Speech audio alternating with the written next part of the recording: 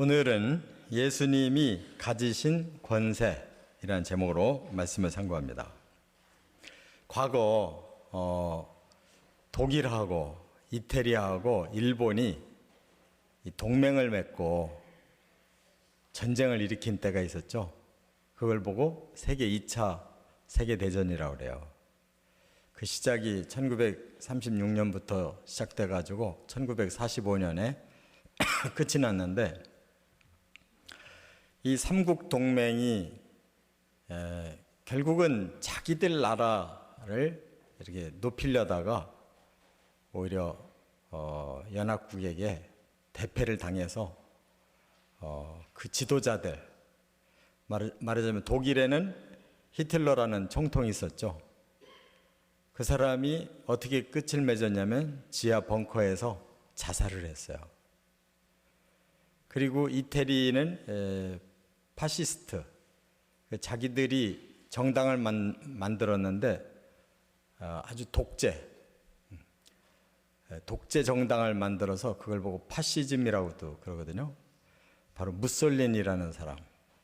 그 전쟁에 패하니까 도망갔어요. 도망갔는데 해외로 도망갔지만 군인에게 잡혀가지고 총 맞고 죽었어요.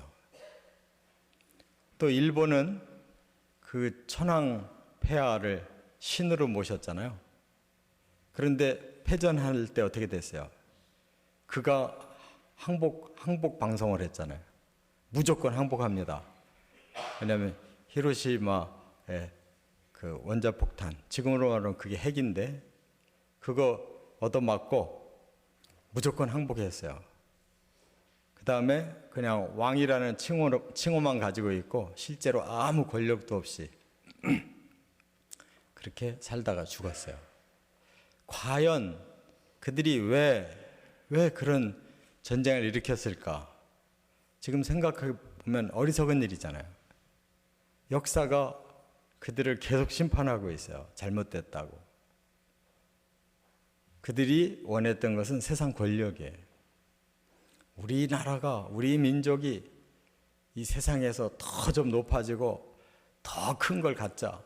그래가지고 세계를 자기들이 3등분해서 나눠 갖자. 새로운 제국주의를 일으키려다가 폭삭 망했어요.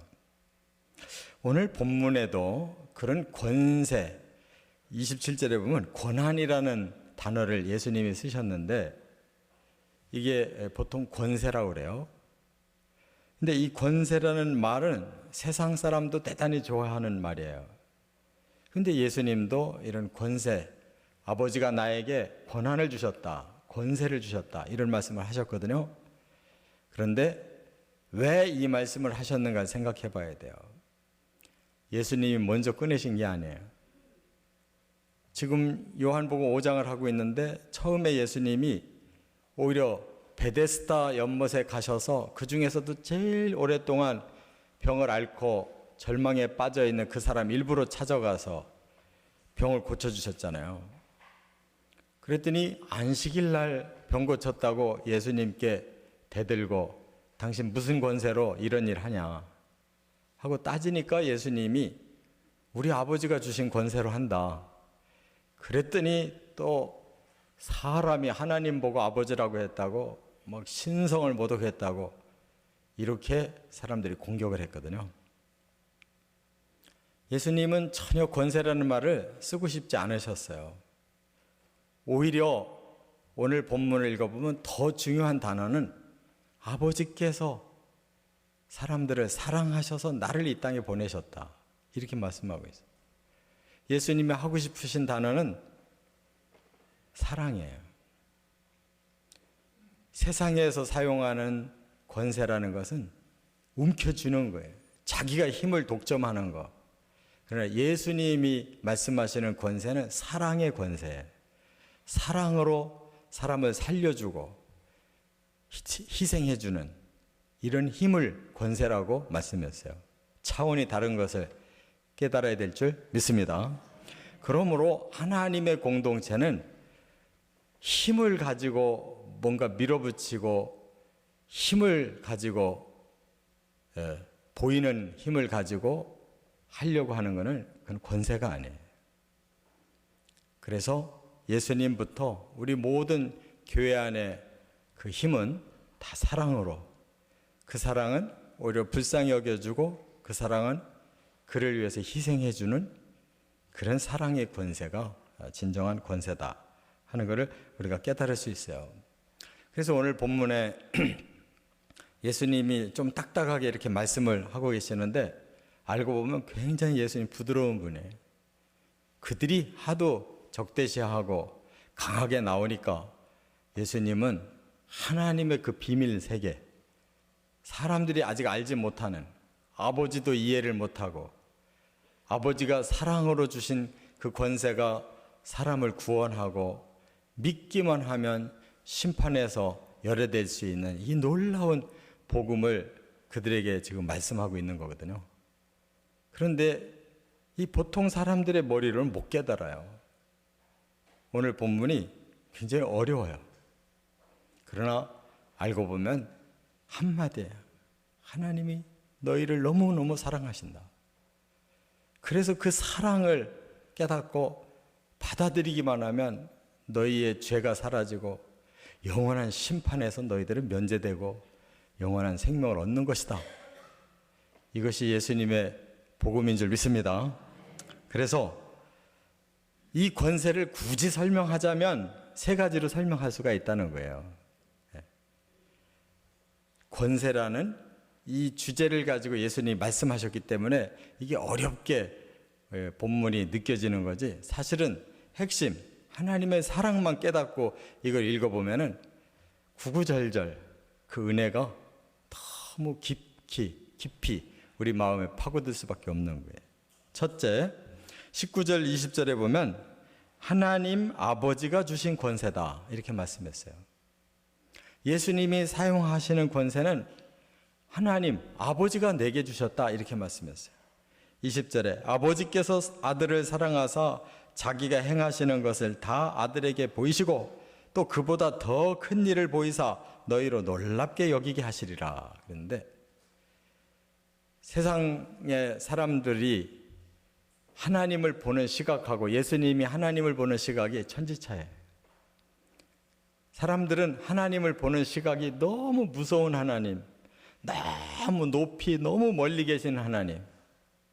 근데 예수님 그렇게 말씀하라니, 아버지 얼마나 친근하고 얼마나 가까워요. 예수님은 하나님을 아버지라고 그랬어요. 왜냐? 바로 예수님은 그 하나님 곁에 계시다가 오셨기 때문에 능히 아버지라고 부를 수밖에 없어요. 그게 사실이기 때문에. 근데 사람들이 그걸 이해를 못하는 거예요. 하나님이 너무 멀리 높이 계셔서 우리랑은 차원이 다르다고 생각하니까 예수님이 아버지라고 부르는 그 말씀 이해할 수가 없는 거예요. 바로 아버지와 아들 간의 그 사랑의 권세가 이 땅에서 진정으로 사람을 살리는 권세인 줄 믿습니다. 아버지가 우리의 아버지가 되어주실 때 우리가 구원받는 하나님의 자녀가 되는 것이기 때문입니다. 그래서 오늘 본문에 예수님은 이것을 설명하기가 어려워서 그냥 아버지와 아들이라고 계속 설명하시는데 유대인들은 그걸 보고 이제 트집을 잡죠. 어떻게 일개 사람이 하나님을 보고 아버지라고 부르느냐. 근데 예수님은 사실 천국에 계시다 오셨는데 그러면 어떡하라는 말이에요. 하늘에서 아버지라고 부르다가 이 땅에 와서는 뭐라고 부르라는 말이에요. 그 세계를 이해 못하는 거예요. 그래서 아버지와 아들은 지금 하나이고 동격이고 서로 모든 것을 다 함께 공유하고 있다고 얘기하니까 이 사람들이 헷갈리는 거예요. 하나님은 하나님이고 사람은 사람이고, 하나님께서 우리를 사랑하셔서 구원하기 위해 하나님이 아들 되시고 하나님이 성령 되시고 바로 삼위의 하나님으로 우리에게 오시는 그 사랑 때문에 우리가 구원받는 줄 믿습니다. 그래서 우리가 이 영안이 깨달아지고 열려지면, 그렇구나, 하나님은 높이 멀리 계신 하나님이 아니라 바로 나의 아버지로 나에게 다가오시고 내가 하나님 아들이 될 수 있도록 하나님께서 나를 사랑해 주셨구나 하는 걸 깨닫게 된다, 그 말이에요. 그렇기 때문에 예수님이 우리에게 너희가 하나님의 아들이 된다고 하실 때는 예수님과 우리 관계는 무슨 관계예요? 촌수가 생각이 안 나세요? 그래서 성경에 예수님이 우리의 맏형님이 되신다고 그랬어요. 예수님도 하나님의 아들이고 우리도 하나님의 아들이라면 예수님과 우리는 어떤 관계가 돼야 돼요? 형제 관계가 돼야 되는 거예요. 막 이게 사촌인가 육촌인가 따질 필요가 없어요. 그만큼 우리를 하나님의 친백성으로 삼아주시려고 하나님이 아들로 내려오셔서 우리를 형제 삼으셨다니까요. 그보다 더 귀한 사랑의 권세가 어디 있어요? 깨달으시기 바랍니다. 그래서 요한복음 17장으로 가서 2절에 보니까 예수님이 기도하신 거거든요. 하나님 앞에 뭐라고 기도하셨냐면, 아버지께서 아들에게 주신 모든 사람에게 영생을 주게 하시려고 만민을 다스리는 권세를 아들에게 주셨음이로소이다 그랬어요. 여기서 권세가 뭐겠어요? 막 진 누르는 거예요? 아니잖아요. 만민을 다 구원해내라고 그 아들에게 사랑의 권세를 주셔서 그 사랑의 권세로 자신이 희생되고 자신을 통해서 믿기만 하면 다 구원받도록 그 권한을 주셨단 말이에요. 그래서 우리 아버지, 우리 예수님, 우리는 모두가 한 식구인 줄 믿습니다. 우리는 피를 나눈 식구고, 그렇죠? 보혈을 나눈 식구예요. 우리는 천국 가서 영원히 한 집에 살 식구들이에요. 이런 사랑이 우리 안에 가득해야 진정한 신적 권위가 있는 거예요. 물고기 중에 유일하게 둥지를 만드는 물고기가 있대요. 물속에다 둥지를 만들어. 왜? 알라서 새끼를 키우려고. 그래서 그 이름이 가시고기라고 그러는데 이 가시고기가 물속에서 자기 주둥이를 가지고 막 강바닥에 모래를 막 이렇게 흔들어서 퍼낸대요. 그리고 거기다 이렇게 둥지를 짓는데요. 그리고는 수초를 막 뜯어다가 거기다 또 깔아놓은대요. 그리고 이제 알을 거기다 나면 이제 수컷이 와서 그때부터 그 알을 품는데요. 그런데 이 수컷이 알을 보호하려고 얼마나 그냥 필사의 노력을 하는지 큰 물고기들이 다가오면 막 철저하게 싸운대요. 절대 피하지 않는데 목숨 걸고 싸운대요. 그리고 이 알을 잘 부화시키려면은 산소를 공급해 줘야 되니까 알을 하나씩 골고루 다 입에다 물었다 놨다 물었다 놨다 이렇게 한대요. 일일이 그 알 하나하나를 다 그렇게 살펴서 모든 걸 다 공급해 준다는 거예요. 그리고 그렇게 하기 위해서 그 수컷, 그 가시고기는 15일 동안을 먹지를 않는데요. 먹으러 돌아다녔다가는 알 다 없어지는 거죠. 그리고 거길 지키려고 그 알들을 그렇게 보호하려고 그리고 15일 동안 먹지를 못하고 결국 이제 알이 까여서 치어들이 막 생기면 힘이 다 돼가지고 거기서 죽어버린대요. 그럼 또 치어들은 뭣도 모르고 지 아빠 몸을 막 뜯어먹으면서 큰다는 거예요. 그런데 그렇게 희생을 해서 얻는 부화율이 90% 이상 된다는 거예요. 보통 물고기들은 막 알을 많이 놔도 부화가 별로 안 되고 된들 바로 잡혀 먹잖아요. 그런데 이 가시고기는 자기 몸을 그 자리에서 희생시키니까 멀리 이 고기가 떠나지도 않고 그 자리에서 아빠의 살을 먹어가면서 그냥 대부분이 다 살아난다는 거예요. 세상에 그런 고기가 다 있어요. 저는 이 글을 읽으면서 야, 우리 하나님이 이렇게 하시는구나. 이렇게. 그 거룩하고 영광스러운 신이 어떻게 사람 몸을 입고 이 땅에 오셔서 낮고 낮아진 상태로 우리 모든 죄인을 형제로 삼고 그러기 위해서 자신이 또 희생까지 해서 모든 거 다 사람을 위해 제공하고 가시고기처럼 그렇게 우리를 구원시키잖아요. 거듭나게 하잖아요. 우리의 생명을 주시려고. 그게 아버지의 사랑이며 아들 예수의 사랑인 줄 믿습니다. 두 번째는 21절부터 23절에 뭘 말씀하고 있느냐? 생명과 심판의 권세를 말씀하고 있어요. 아버지가 아들에게 주신 그 권세는 뭐냐? 사람을 살리는 생명의 권세도 주시고 사람을 심판할 수 있는 권세도 주셨다는 거예요. 그러나 왜 굳이 이 심판까지도 말씀을 하고 있느냐? 생명을 강조하기 위해서. 이 생명을 주고 싶은데 이 생명을 끝까지 거부한다면 그 다음에 심판이 오는 것이다. 심판을 강조하려고 하는 게 아니라 생명을 얻으라고 강조하려고 끝까지 거부하면 심판이라는 걸 말씀하는 거예요. 그래서 21절에 이렇게 말씀해요. 아버지께서 죽은 자들을 일으켜 살리신 같이 아들도 자기가 원하는 자들을 살리시느니라.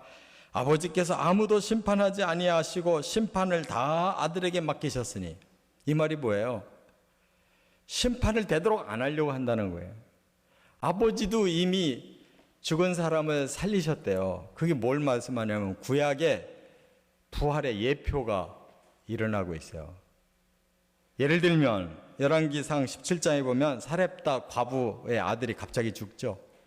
또 갑자기 살아나요. 엘리야 때문에. 또 열왕기하 4장에는 수넴 여인의 그 아들이 또 갑자기 죽잖아요. 이렇게 둘 다 막 엘리야, 엘리사 봉사 잘한 여인들이 갑자기 자식들이 죽어요. 그러나 다시 또 엘리사 통해 또 다시 살아나잖아요. 이게 뭘 의미해요? 바로 그 죽음에서 살아나는 부활을 예표하고 있는 거예요. 하나님이 이미 부활을 예표해 주셨어요. 그리고 아들을 보내서 어떻게 하려고? 죽은 사람들을 살려내려고. 그래서 아들이 오셔서 하는 일이 뭐냐? 사람 다 살려내겠다는 거예요. 영혼을 구원할 뿐만 아니라 죽은 몸까지도 살리는 부활을 주겠다고 이렇게 말씀하는 거예요. 그 일을 목적으로 오셨는데 끝까지 사람들이 말을 안 들을 때 결국 그들은 심판에 처해지게 된다 하는 걸 말씀하는 거예요. 아버지가 사람을 심판하지 않고 다 누구에게?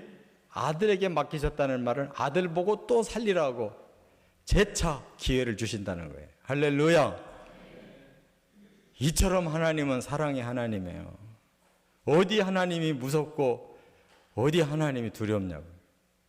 얼마나 하나님 자비로운 하나님이신데 사람이 하나님을 너무 잘 모르기 때문에.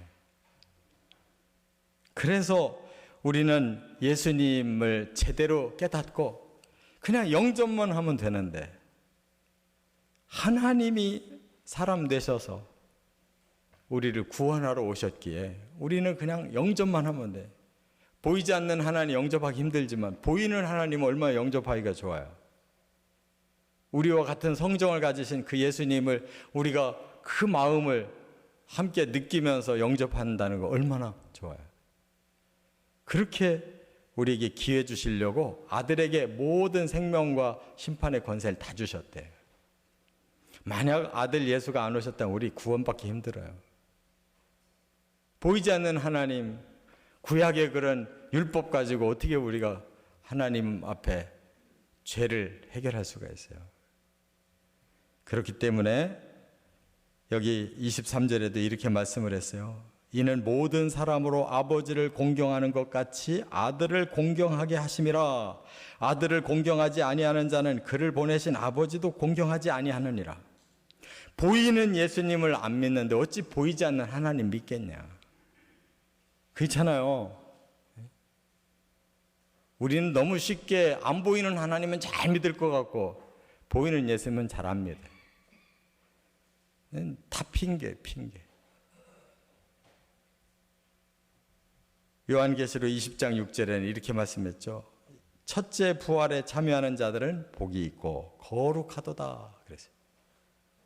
이게 바로 예수님이 우리를 살리시는 그 부활을 말해요. 그러나 끝까지 이 첫째 부활을 거부하는 자들은 둘째 부활이 있다는 거예요. 그게 무서운 거죠. 끝까지 사탄 편에 서서 끝까지 거부하는 자들은 사탄에게 처해지는 그 영원한 그 두려움을 그들이 갈 수밖에 없다는 거예요. 어떤 가정에 11살짜리 아들이 있었는데 갑자기 이 애가 기억력이 없어지고 온몸이 점점 마비되고 이렇게 꺼져가는 이런 희귀병에 걸렸대요. 그래서 병원에서 진단이 나왔는데 이 상태로 얘가 가면 6개월 이상 못 살겠다. 이 진단이 나왔대요. 그런데도 부모는 이 아들을 포기할 수가 없더래요. 그래서 생업 포기하고 애를 치료하는데 맨날 쫓아다니는 거예요.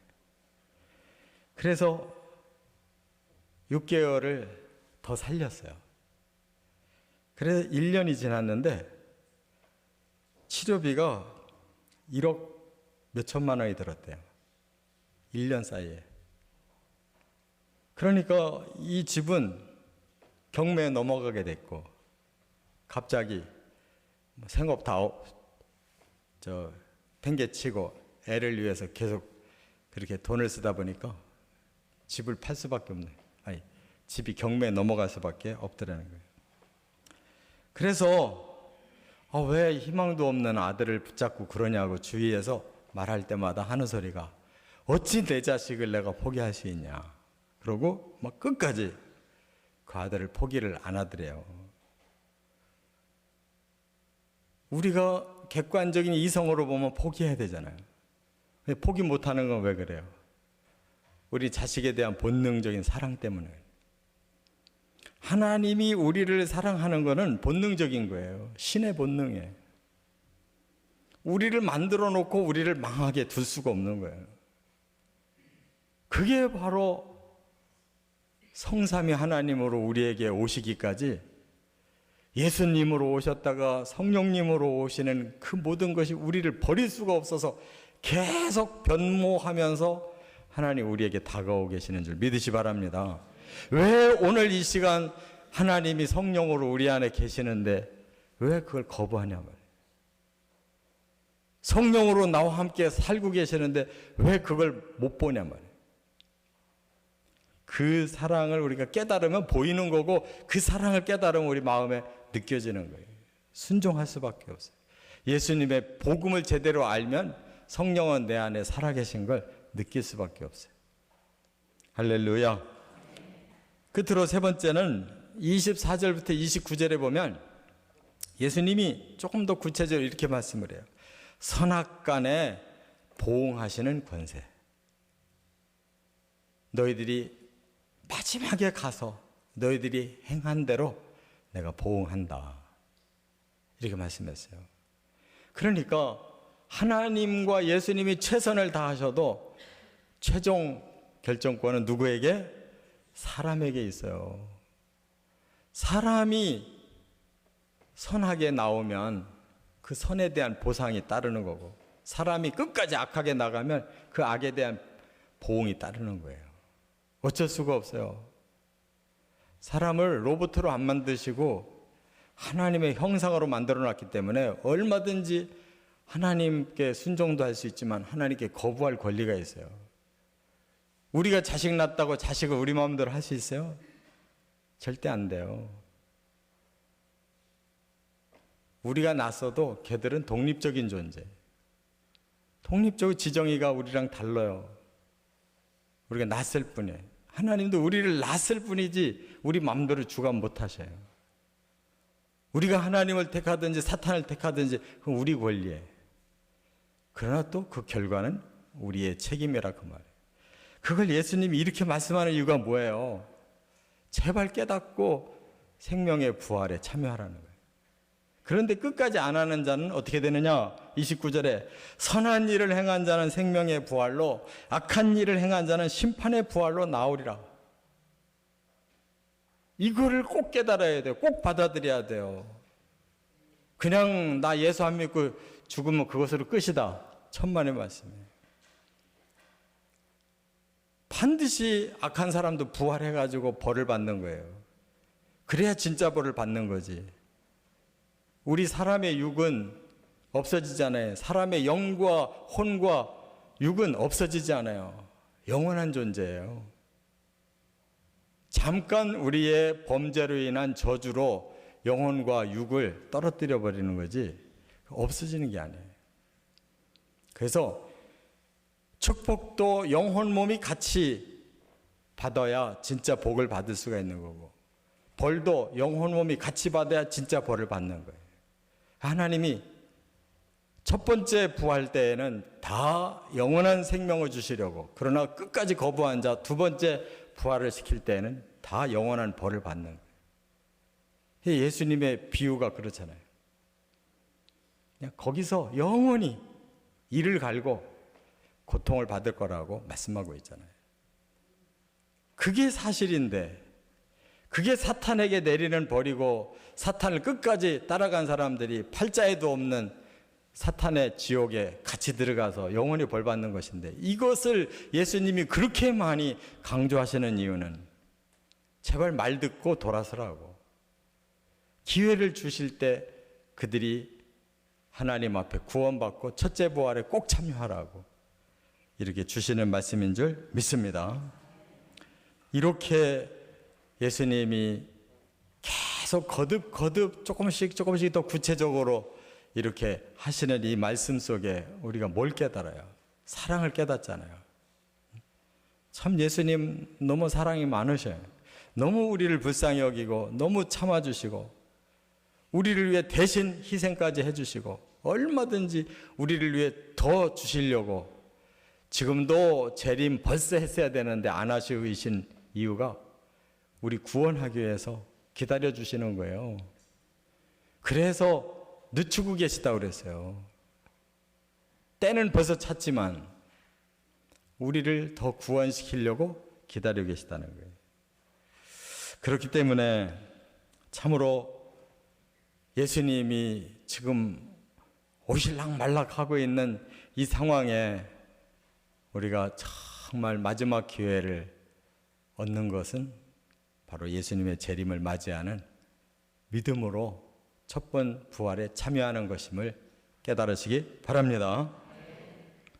프랑스의 화가 에밀 라누라는 사람이 이 그림을 하나 그렸는데 제가 다 준비해 놓고 깜빡 저 영상실에도 못 갖다 줬네. 다 만들어 놓고도. 큰일 났어요. 저도 초기 증상인가 봐. 그게 어떤 그림이냐면 아주 그냥 배, 아주 큰 배가 있는데 그 배에 할아버지하고 손녀가 앉아 있어요. 나란히. 옆에 큰 노가 이렇게 걸쳐 있는데 할아버지가 손녀를 지그시 찾아보면서 뭐라고 말을 하는 거예요. 표정이. 그러니까 이 소녀가 그 노에다가 이렇게 손을 이렇게 얹어놨어요. 할아버지는 그 옆에서 꽉 쥐고 있고. 그러면 이 노를 누가 젓는 거예요? 네. 할아버지가 젓는 거고, 이 할아버지가 얘야, 너 내가 젓는 노 좀 도와줄래? 이 꼬마는 손만 얹고 있어요. 그런 것이라는 거예요. 우리가 뭐 믿는다고 뭐 충성한다고 어쩌고 저쩌고 해봐야 겨우 소녀같이 손만 노에다가 얹고 있는 거지 우리가 뭘 해요. 하나님이 적고 계시지. 이러한 사랑을 깨달으면 어떻게 하나님 앞에 나오지 않을 수가 있어요. 어떻게 하나님이 사람으로 오셔서 우리 옆에 우리를 구원하러 다가오신 예수님 어떻게 합니다. 이제는 아예 우리 마음속에 24시간 동행하려고 성령으로 와 계시는 성령님을 어떻게 우리가 몰라보고 내 자아 중심으로 살려고 하냐 말이에요. 우리는 오늘 세상 사람들이 이 유대인들이 말하는 권세, 그런 권세가 아니라는 거예요. 하나님과 예수님은 오직 사랑하고 오직 그들을 위해서 희생까지라도 해서 그들에게 구원과 영생을 주려고 하는 그런 진정한 권세라는 거예요. 그 하나님의 깊은 경지를 좀 깨닫고 그 안으로 점점 더 깊이 들어가는 저와 여러분 되시기를 주의 이름으로 축원합니다.